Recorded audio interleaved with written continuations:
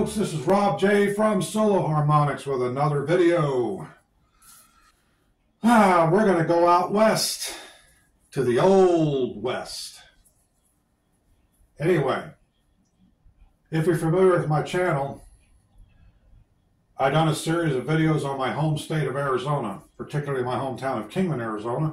But today we're going to talk about El Paso, Texas. No, I've never been there.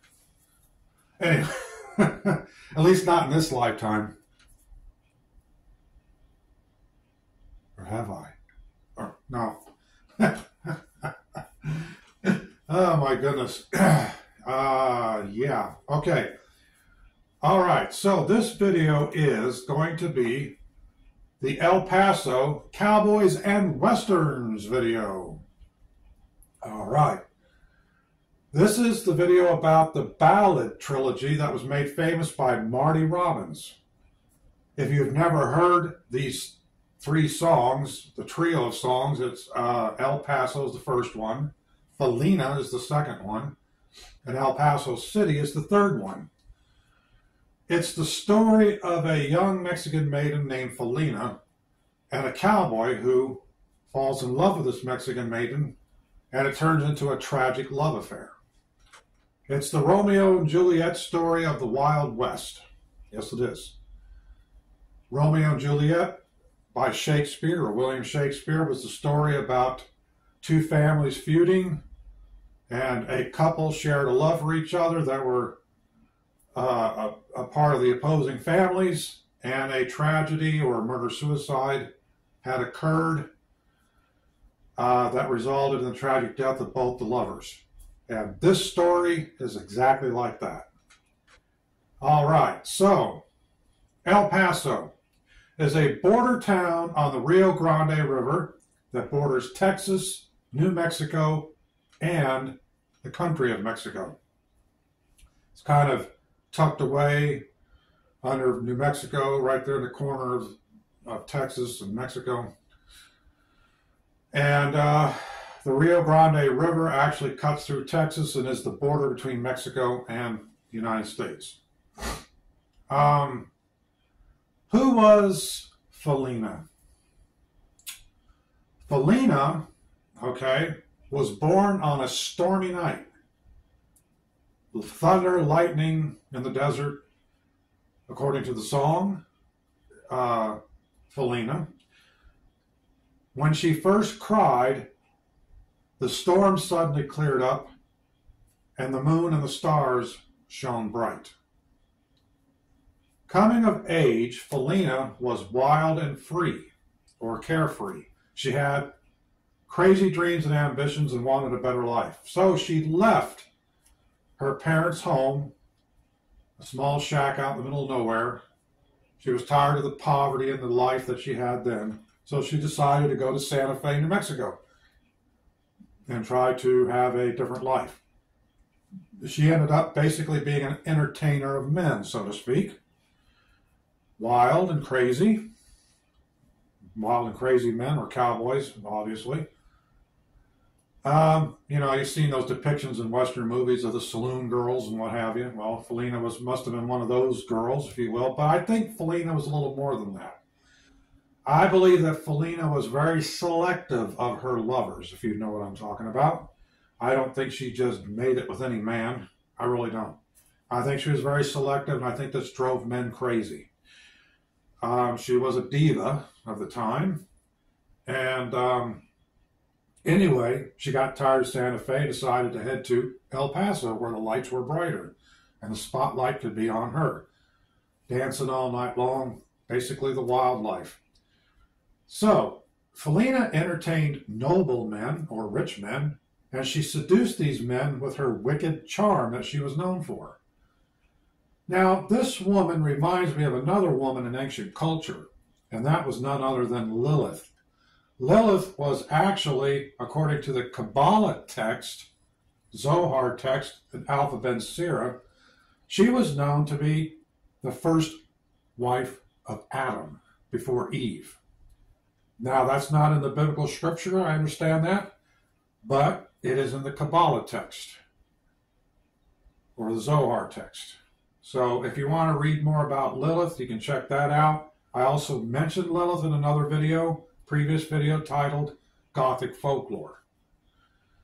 Anyway, one particular cowboy captured her heart, Felina, and his love for her was not only in vain, but it became an obsession. This tragic love story became the Romeo and Juliet tale of the Wild West. The jealous cowboy ends up murdering another cowboy over Felina's seductive nature, according to the song, I believe it was El Paso and Felina. The song El Paso is from the cowboy's point of view. The song Felina is more from Felina's point of view. And the third, I'll discuss in just a moment. The cowboy's hasty exit from Rosa's Cantina out into the Badlands of New Mexico was short-lived, as he decided to return to El Paso in pursuit of Felina that he missed dearly. Riding in, there were other cowboys in pursuit of him. Obviously, they were probably part of the posse of the cowboy that he murdered over Felina's seductive nature. So, riding in, the cowboy is trying to get to Rosa's Cantina, particularly the back door, so he could meet up with Felina once again. And then he feels a sharp burning pain in his side. Well, he was shot in the side by one of the cowboys, so he's weary, trying to keep up in the saddle. He falls off his horse, he gets back up on his horse again, and he rides in. But another shot comes out of nowhere. He sees the puff of the rifle smoke, according to the story, and it hits him square in the chest and heart. And he falls off his horse one last time, and then all of a sudden, Felina comes out of nowhere and consoles him as the cowboy dies in her arms. And he mentions in the song that he's willing to die for her love. This is powerful stuff, folks. This is really powerful stuff. And anyway, this is where the mystery deepens. Because this shot that came out of nowhere doesn't really say whether it was from the other cowboys or was it from Felina. Well, why would I say that? There's a depiction of Felina, particularly a mannequin of Felina, which I believe must be either inside of Rosa's Cantina, because Rosa's Cantina is an actual place that you can still visit and see in El Paso. Anyway, this mannequin of her actually depicts her with a gun belt. Is that a hint? Is that telling us something?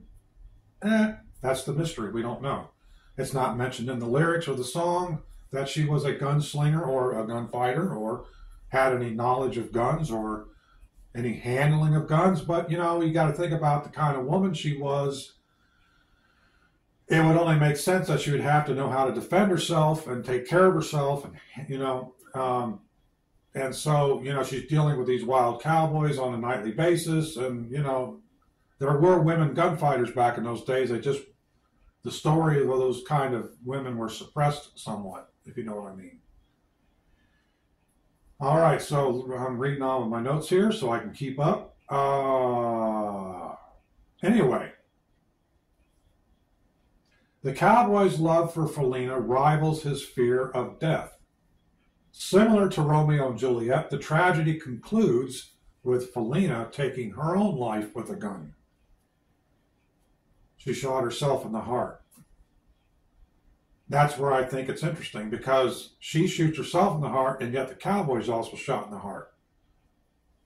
Was this a murder-suicide? It's a good question. Definitely a tragedy, to say the least. So anyway, the lovers are now together forever, earthbound eternally. Their spirits are often witnessed by folks in the area near Rosa's Cantina, according to eyewitness accounts. Their spirits haunt the area. And when the wind blows, according to the legend, you can hear Felina's voice on the wind crying for her cowboy that she so dearly loved. Interesting thing about the mystery here is because I think there was such an intense love between these two that not only that this love was what it was, but it blossomed into a hatred. You know, if you know what I'm trying to say. In other words, Felina was so in love with this man, but when he disappeared again and came back again and disappeared again, and, you know, she was messing with him in his mind. He was messing with her in her mind. She was wanting other men. He only wanted Felina. Felina just, her love just turned to pure hatred, possibly. That's why I think she may have been the one that actually put the fatal shot in the heart. Like I said, that's the mystery, and no one knows for sure. So, in the third part, El Paso City, a man feels that he may be the cowboy that Felina so dearly loved, and the cowboy so dearly loved Felina, in a past life. In other words, this person had a sort of past life regression, believing that he might have been actually the cowboy, and he wants to pursue Felina as well in this life, so he's hesitant of returning to El Paso, for he may fear death awaits him there as well. And that is in the third ballad, El Paso City. This is an amazing story. Anyway, he ponders the mystery of wicked Felina and her cowboy's fate. And he's weary of returning to El Paso, for death may await him once again. And that is the story of Felina and the cowboy in the Marty Robbins trilogy. Marty Robbins was a really good singer, country and western. I know my channel is usually primarily about electronic music, but this was one of my favorite stories and songs growing up. I grew up in a country and western household with my parents. My father was the quintessential cowboy character. He dressed up in the traditional boots, jeans, belt, bolo tie and shirt, 10-gallon Stetson hat. He had like 2 or 3. He had a black one and a beige one. He was a deputy sheriff for Mojave County, Arizona in the early 70s, and they dressed in the similar old western garb, boots, pants, slacks, or whatever. Dress slacks, bolo tie. I'm trying to dig up some pictures and see if I can find my father dressed up like this so I can put it in my edited part of the video. I spent a lot of time with my father when I was younger. Father and son things, you know, we went fishing together. We also went prospecting in old ghost towns out in Arizona. There's been many a days we did that. He would take his metal detector and we'd try to find old coins and any other relics. We found some Spanish medallions, I think, or something related to that. Some old pesos. I came across some pottery that actually, broken pieces of pottery that matched the same kind of pattern as the Anasazi, the lost tribe of the Anasazi. And so I have a lot of experience with the West. I was really young back in those days. I left Arizona in the West when I was 17, I believe it was. But I got a lot of fond memories. I saw the Grand Canyon a couple of times. There's a lot of scenery out there. There's a lot of places to see. It's wide open country in a lot of places. And it's really interesting. If you ever get a chance and you've never been out west, check it out. I hope to get back out there someday myself. So Marty Robbins was a favorite of both my parents and many other country and western artists. And I'm going to have some other future videos, particularly pertaining to my mother. My mother was a country and western singer, and she was an amateur. She wasn't professional, but she actually had the opportunity when she was a teenager to perform with Hank Williams Sr. one time. Yes. And this took place, I believe it was in Newcastle, Delaware. This was like 3 or 4 years before his death. Hank Williams Sr. My mother got to actually sing a duet with her sister and Hank Williams Sr., according to the story. Also, my mother dated a country and western legend, and that was none other than Lefty Frizzell. Yes, My mother dated him. This was long before my time, but anyway, interesting. Now, we're going to discuss my favorite movies. All right? Okay, so some of my favorite Western movies of all time. One of my favorite actors of all time for Western movies is none other than Clint Eastwood. And I have several of his movies, including the spaghetti westerns, Fistful of Dollars, Few Dollars More, The Good, Bad, and the Ugly. This is an essential for any Western collection. Clint Eastwood and Pale Rider. Clint Eastwood and Unforgiven with Gene Hackman, Morgan Freeman, and Richard Harris. Also has several other Clint Eastwood movies like The Outlaw Josie Wales, Hang 'em High, Joe Kidd, and Two Mules for Sister Sarah. I've seen a lot of John Wayne movies. I've seen just about every one of his movies. Some of my favorite John Wayne movies are Cahill, U.S. Marshal, True Grit, Rooster Cogburn, and I believe there was one other, The Sons of Katie Elder. Yes, those are my top 4 favorite John Wayne movies of all time. And I got a couple of modern Western movies that are really good, and that is Purgatory is one of them, with Sam Shepard and Eric Roberts. It's the story of an outlaw gang that robs a bank, and in their exit and trying to keep away from the law, or, they actually end up in a small town that has a church, and the bell of this church would ring every so often, and everybody in the town would attend the church meeting. But basically, this town was named Refuge, and it was a place of second chance for former gunfighters like Billy the Kid and oh gosh, I can't think of all these gunfighters now. Billy the Kid was featured in there. I think it was Rusty Slade, and there was just so many other gunfighters in there. Wild Bill Hickok was another one. Doc Holliday. All these guys had identities of other people, but that's who they actually were, and they were awaiting their time in purgatory, so to speak. So if that was their second chance, if they did everything right, didn't mess up, they could actually go to heaven at some point. And that's what this story is about, and how they get rid of the outlaw gang that comes into town. Another one is actually about woman gunfighter or women gunfighters, and that is The Quick and the Dead, starring Sharon Stone, Gene Hackman, Russell Crowe, and Leonardo DiCaprio. This is a very good movie. I recommend it highly. And a lot of these movies I haven't seen in quite a while, but I got several VHS movies too as well. One is The White Buffalo with Charles Bronson. That's a really good movie. And Clint Eastwood High Plains Drifter, another one of my favorite westerns of his. And on the comical side of things, I have City Slickers with Billy Crystal, Daniel Stern, and Bruno Kirby, and City Slickers 2 with Jack Palance, Daniel Stern, and John Lovitz.